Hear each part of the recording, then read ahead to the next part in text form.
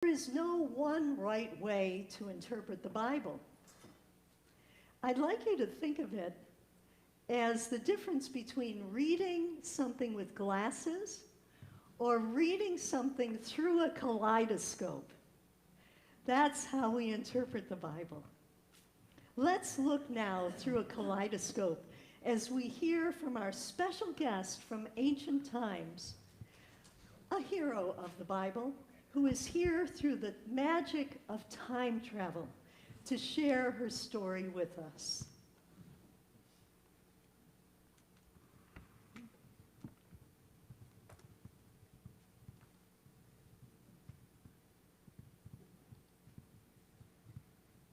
Hello.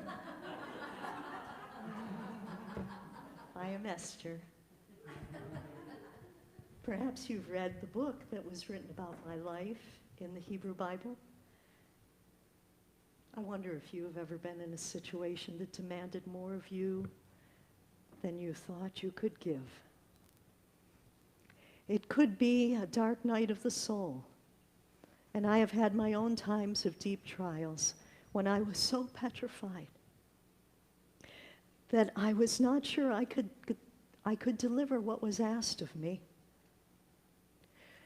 I never knew my parents because they died when the Persian Empire conquered lands from Israel to India, and it was about 300 BCE. And in that process, they scattered the Jews to the four winds, and my family was sent 1,000 miles away to Persia. Now you know this land as Iran. We lost our homeland and our friends, and my parents died when I was very young, and I don't remember them at all. But I am so grateful that my second cousin, Mordecai, raised me and was my guardian. Sometimes people think that he's my uncle because he's a lot older than me. He's very respected and righteous man and observant of our religion. People call him a holy man. He raised me as his own, and I love him very much. Well, one day, my entire life changed.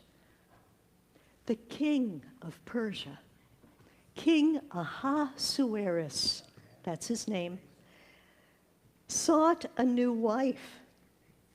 It was said that his queen, Queen Vashti, was thrown out of the court because she refused to obey him. So he got rid of her. And he called all of the unmarried young women from all over Persia to his court. We had to obey, we had to go. Mordecai always told me, never tell anyone that you're a Jew, because we could be in danger. We are outcasts in this culture. But since we are all Semitic people, you can pass as a Persian. So don't let anyone know who you truly are. Well, this was somewhat hard for me to conceal a very important part of who I was. My Hebrew name is Hadassah, but I never used that name. It was changed to Esther in order to hide my identity. So, for a whole year at the court, I received, with all of the other young women, beauty treatments. And we learned about the ways of the court and the rules and the regulations. And I tell you, all of these women and I, we became like sisters. It was kind of fun. But then one day, the king summoned me. I had on my crown, I had on my gown and my jewels, and he said, because of my beauty, he chose me to be his wife, to be the queen of Persia. I was amazed. Well, you may think this is a very odd way to choose a wife or to choose a queen, but I understand that there is something in your culture that is very similar is it called the reality TV, The Bachelor? Well, I was living a very pleasant life in the palace. And then one day, Mordecai, my cousin, sent word to me, something that I could not believe. Haman, who is the king's chancellor, the king's right-hand man, Haman hated Mordecai. Of all people, because he was a Jew, Haman hated Mordecai so much that he wanted to kill all of the Hebrews throughout all of Persia, including all the women and men and children. And Haman asked the king, my husband, to sign an edict that all the Jews would be killed, and the king did sign it. The king didn't know that I was a Jew. He didn't know that Mordecai was a Jew. And Mordecai asked me to speak to the king on behalf of our people. How could I do that? How could I possibly speak to the king? Legally, I couldn't even approach the king without being summoned. It was the law. If I approached the king without being summoned, it could result in death. But Mordecai said, if you keep silent at such a time as this, you and your father's family will perish. Who knows? Perhaps you have come to royal dignity for just such a time as this. I knew if I didn't do it, all my people would be killed. And so I decided I would go and gather all of the Jews in this town of Susa and hold a fast in my behalf, and neither eat nor drink for 3 days, 3 nights and days, and ask all of them to pray with me. I and my maids would fast as well, and after that, I will go to the king, though it is against the law, and if I perish, I perish.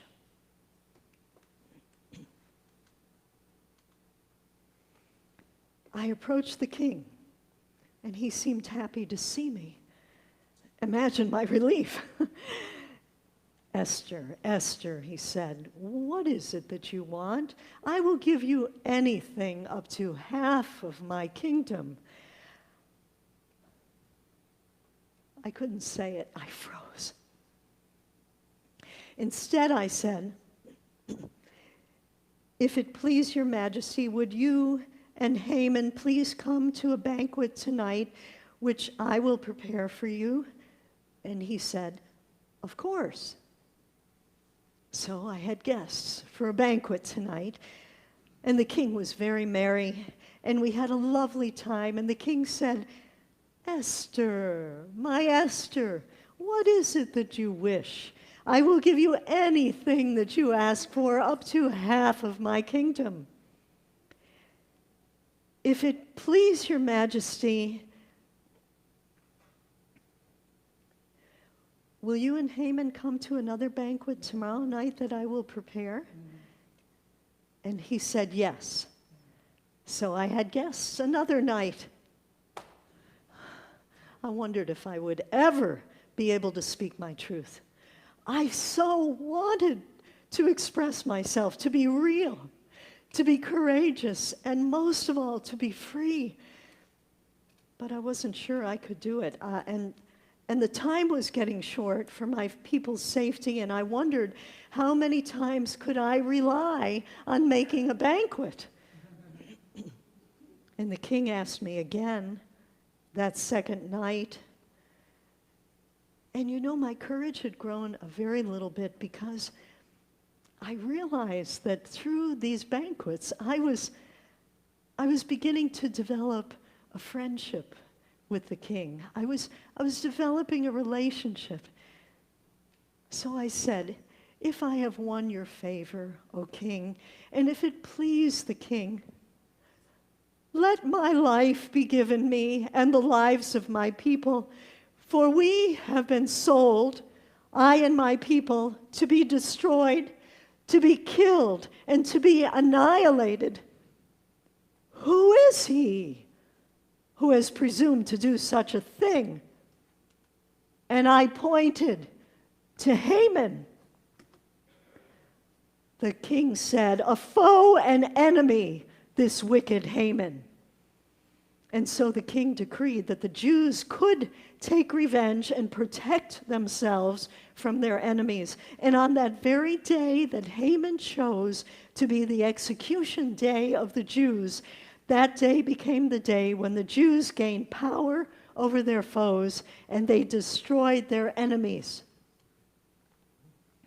And then Haman, who had plotted to kill us and destroy us in the most terrible ways, then Haman received the exact same death he had planned for Mordecai. Haman and his 10 sons were hanged on the gallows he had made for the Jews. What a demonstration of the law of mind action. What you put out comes back to you. It is spiritual law.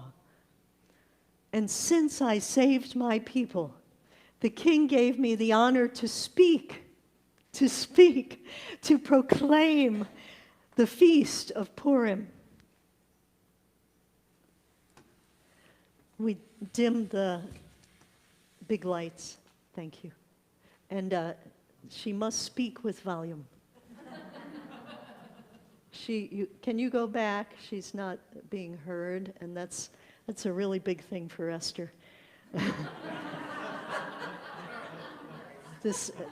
She didn't go through all of this not to be heard. Tell me when you're ready, I'll play. Try again. No? We'll wait.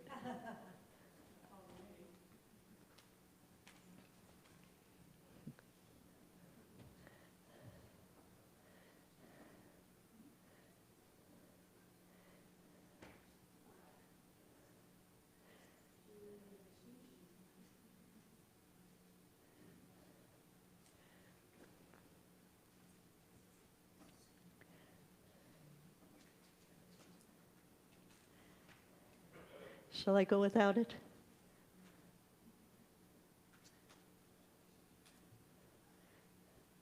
I'll continue.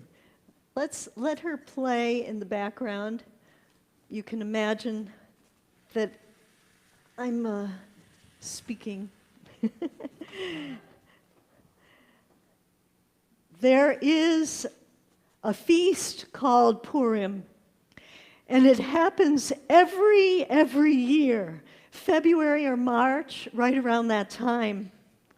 Purim represents the season of hope, and it comes in the new spring. And it is written in the Bible that Jews always observe this feast and this celebration. And then all the families would come to temple to hear the story of Esther told again every single year.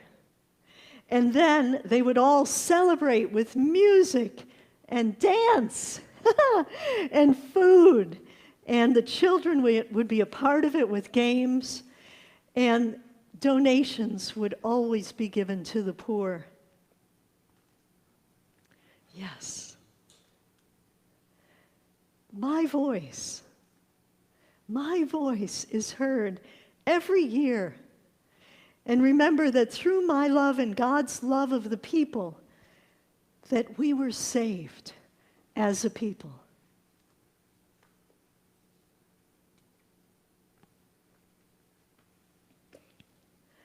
Right now, you may be facing a situation in your life that requires more of your inner strength and courage. And we in Unity look at every character in the Bible as representing some part of us. So we can begin to explore how what Esther did can be a guide to us in our own challenges. Now, metaphysically, what does this story mean? Queen Esther represents the power of spiritual love that dissolves the dictatorial will.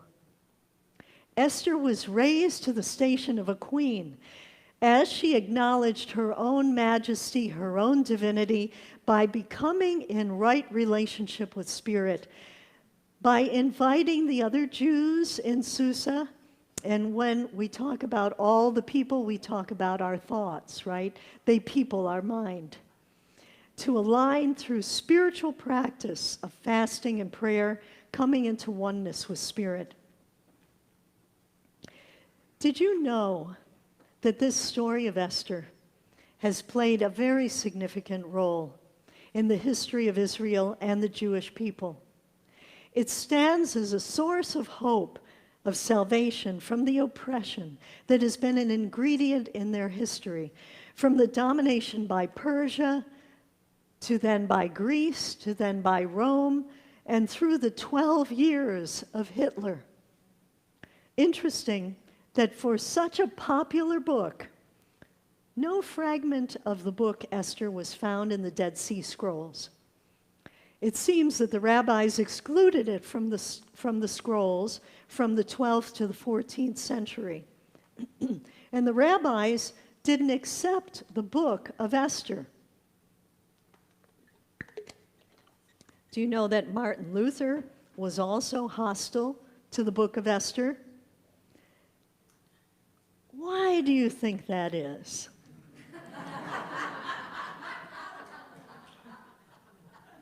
You know, she was a woman.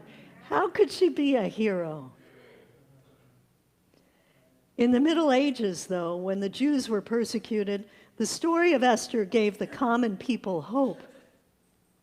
And there were more medieval scrolls of the book of Esther than all the other books of the Bible, except for the first 5 books of the Bible.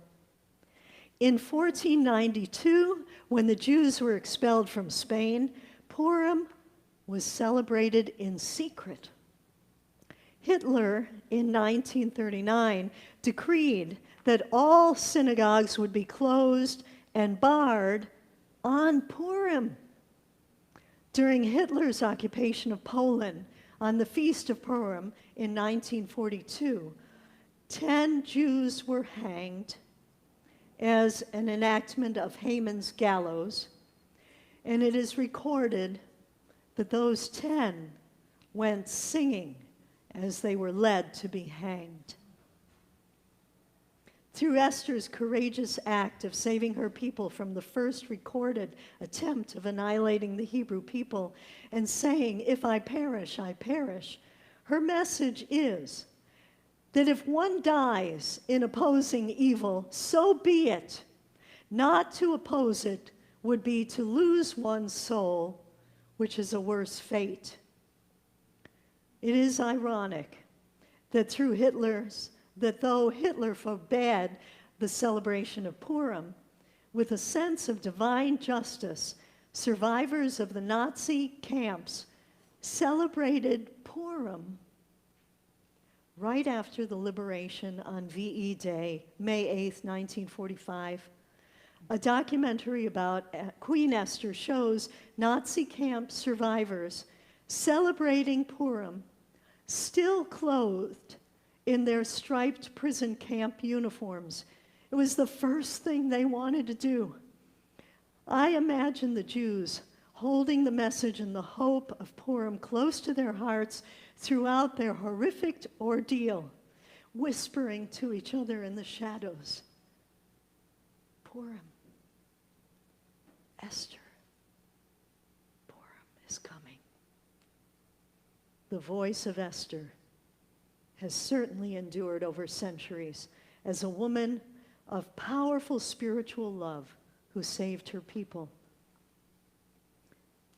Spirit is able to do immensely more than I can imagine, according to its purpose that is at work in me. Esther saved her people from mass annihilation, yet she was a very unlikely hero, treated as property, chosen for her beauty, not her spiritual worth. You'd think that Spirit would have called a woman with greater personal power for that crucial task. Perhaps someone like a Golda Meir, or Hillary Clinton, or even Margaret Thatcher. But no, soft and quiet Esther was the one who was called. Have you noticed that Spirit uses us as we are? Not everyone is an indomitable force. Some are meek, like Esther was. But we all have the capacity to rise up, to choose courage, to choose love, and to do what is ours to do. Big challenges and small challenges alike. I ask you, how does a parent who knows nothing about medicine, how does a parent navigate the intricacies of the medical establishment in order to get the help that their ill child desperately needs? How does someone who feels that they are in the lower rung of an agency, but they love that job, even though the conditions are chaotic, and they stay because they know they are working to change things for the better? How does a very shy artist overcome that limitation to be outspoken and assertive in their dream job interview? Something has to be more important than something else. Our own comfort or the way we usually approach life is not sufficient for what has to happen. Isn't it our ability to be unselfish love that calls our ordinary self to be extraordinary, to be brave, and to be full of faith, being love in action? Unselfish love is fearless because it forgets itself. Our little self becomes less important than the important work we are called to do. There are others, of course, who have embraced their inner Esther. There are many in this community who have stepped forth to a level of courage and love that they didn't know that they had before. Do you know Alice Paul? Some of you do. She was a suffragette. In January 1917, Alice Paul, with others suffragettes, mobilized 1,000 women called Silent Sentinels, who began 18 months of picketing the White House, standing at the gates with such signs as, "Mr. President, how long must women wait for liberty?" They endured verbal and physical attacks from spectators. They were jailed from some flimsy idea of obstructing traffic. And they went on hunger strikes in jail and endured brutal tactics, being force-fed, raw eggs, having electroshock treatments, and other brutal tactics to try to break them. But they maintained their decision to help American women to win the right to vote. And on August 26, 1920, the 19th Amendment was signed into law. Our own Kathy Campbell has felt a call to create a program to help transgender elders with end-of-life care. Don and I are honored to be part of her team, and she is addressing a very, very great need for transgender people to especially have advocacy and compassion at such a vulnerable time as the end of their life. And today, we are so pleased to introduce to you a woman who is doing amazing social action in Charlottesville for the LGBTQ plus community. And I know that many of you will remember Amy Sarah Marshall from when she presented to us on Sunday, March 21st. 50 of us gathered online to receive her safe space training. And it was wonderful. It was very wonderful. Amy Sarah and her wife Lisa Green are co-founders of the Seaville Pride Festival, which was organized for 9 years. And Unity, as you know, many of you were there, participated and watched it grow and expand into a delightful family-centered event. Amy Sarah is now the director of Safe Seaville, Seaville Pride Safe Space Training Program. She'll tell us more about this in a moment. But I wanted to let you know that the Board of Trustees and Don and I decided to present a special tithe 3 times a year to organizations in the Charlottesville community that are doing important work in our community and in our world. The next recipient will be awarded a tithe in October, and Jackie Brown and Lynn Foster and Shirley Fleischman are an advisory team to bring to the board possible recipients. So Amy Sarah, without further ado, would you please join me here on the platform and give her some love?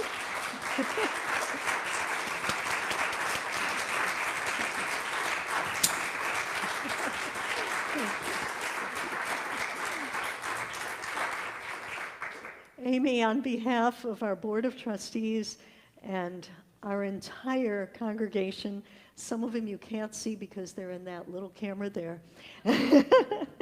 On behalf of all of us, we are so grateful for the work that you are doing in our community, for inclusion, for equality, for so much information and education.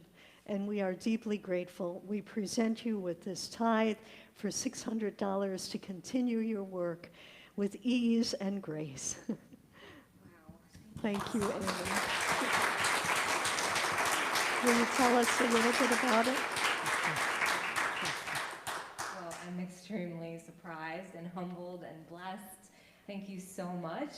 I am still caught up in the story of Esther, so I'm a bit kind of discombobulated, but thank you so much. This program is very, very, it's very special to me, but it's become something that is just growing like crazy. And, you know, we do it all volunteer. I do it at nights when my family is hungry and they want to eat dinner. I do it on Saturday mornings when they're like, what are you doing? I stick it in my lunch hour at work. I take time off of my paid job to do it. So every bit really does count, and it does help us so much. And just so you know what we do, we provide these trainings to businesses and schools and healthcare organizations and nonprofits and churches and just anybody that will have us. We've got some real estate folks who are going to get together and do it. We've had wedding planners get trained. And why it matters is because even in a place that you may think of as a fairly liberal Charlottesville atmosphere, you know, and we've had the Pride Festival for several years, you know, it is still very much a part of our culture that all of us have inbred ideas about what it means when we're talking about gender or sexual orientation, you know, even about ourselves and what it means to be a man or a woman.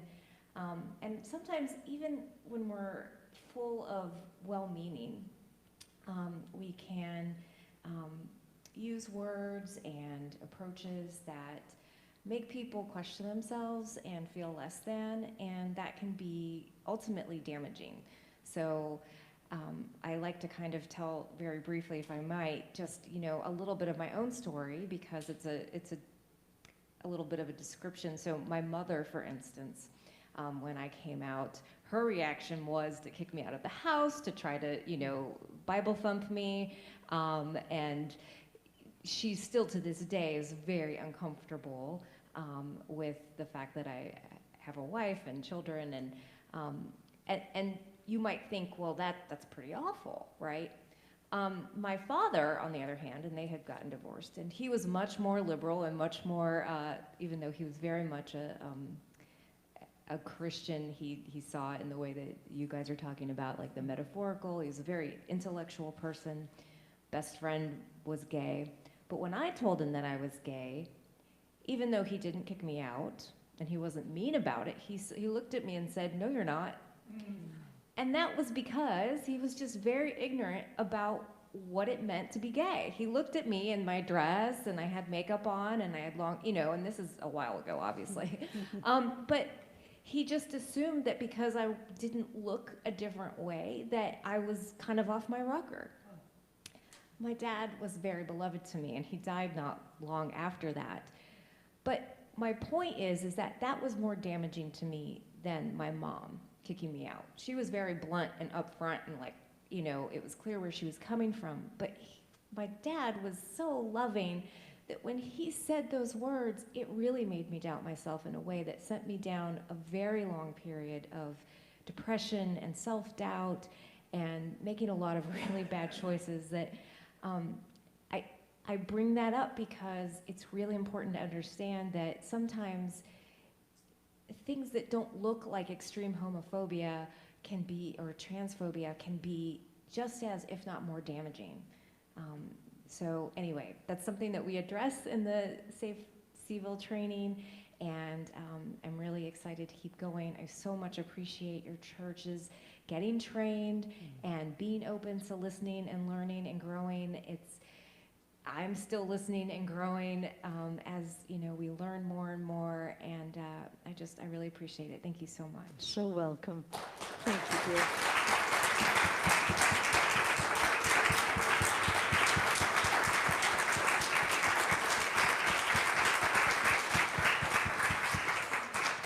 Well, let us prepare now for meditation.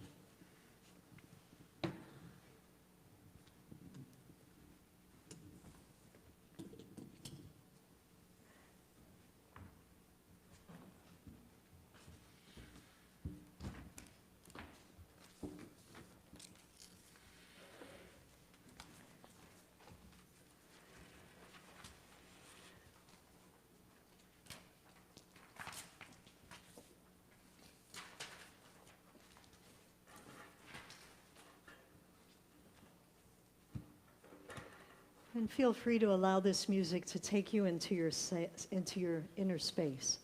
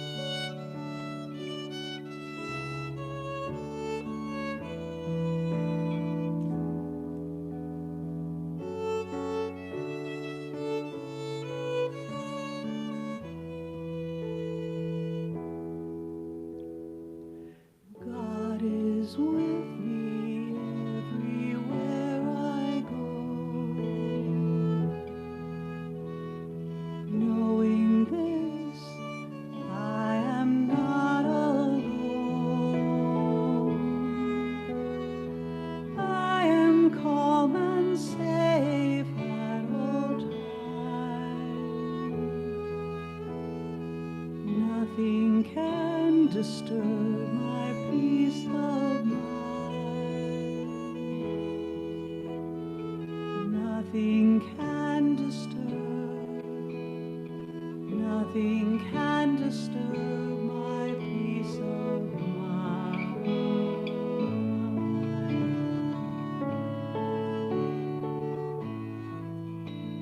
When storms of change skies to gray, and the life I know is swept away. If I choose to see things differently, The storm will lose all power over me. Nothing can disturb, nothing can disturb my peace of mind.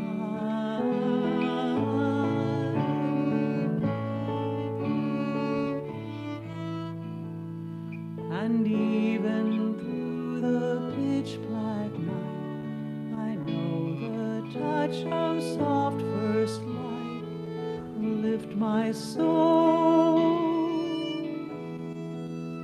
Everything will be alright.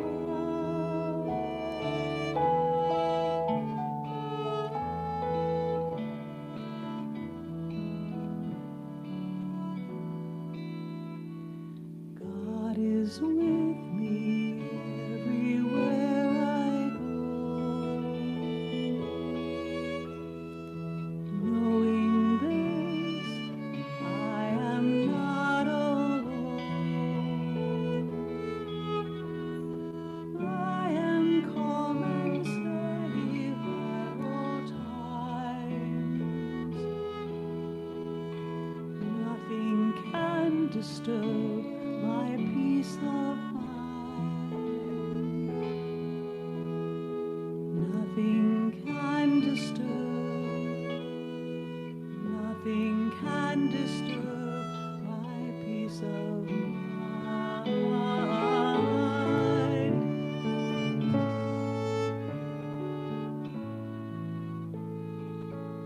God is here, I am not alone. God is here everywhere I go. God is here, that's all I need to know.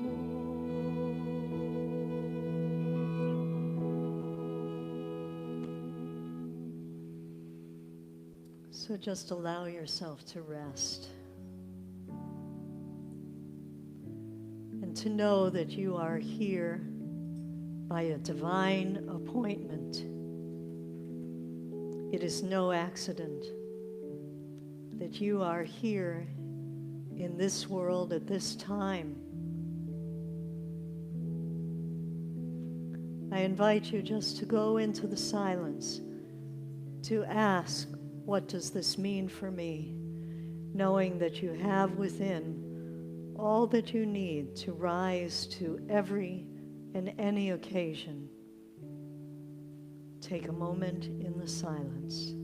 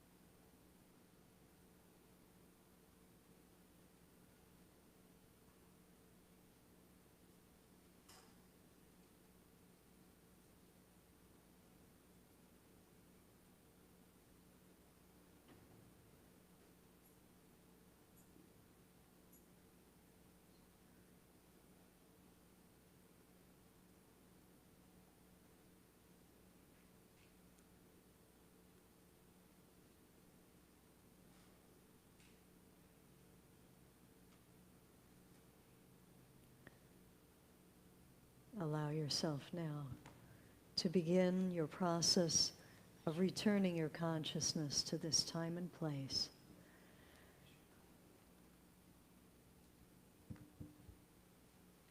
God is here. I am not alone. God is here everywhere I go. God is here. That's all I need to know.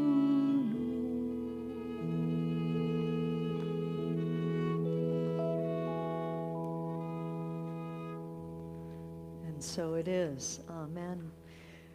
Breathe a little more deeply and move a little bit so that you're fully back here, present.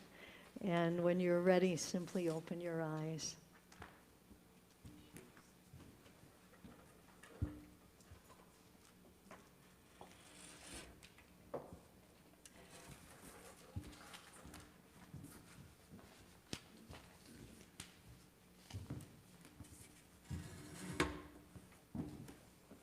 And